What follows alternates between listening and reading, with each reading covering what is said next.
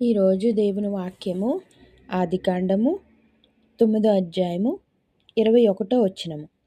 పిమ్మట ద్రాక్షారసము తాగి మొత్తుడై తన గుడారములో వస్త్రహీనుడిగా నుండెను.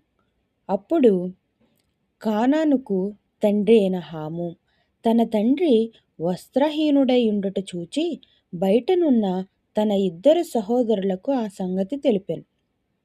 అప్పుడు షేమును యాపేతును వస్త్రమొకటి తీసుకొని తమ ఇద్దరి భుజముల మీద వేసుకొని వెనుకకు నడిచి వెళ్ళి తమ తండ్రి దిశమలను కప్పిరి. వారి ముఖములు వెనుక తట్టు ఉండుట వలన తమ తండ్రి దిశమలను చూడలేదు. అప్పుడు నోవాహు మత్తు నుండి మేల్కొని తన చిన్న కుమారుడు చేసిన దాన్ని తెలుసుకొని, కానాను శపింపబడిన వాడే, తన సహోదరులకు దాసాను దాసుడగును అనెను.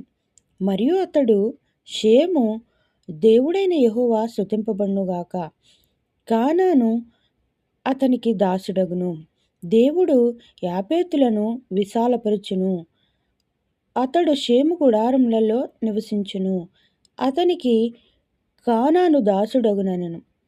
ఆ జలప్రవాహము గతించిన తరువాత నోవాహు 350 ఏండ్లు బ్రతికెను.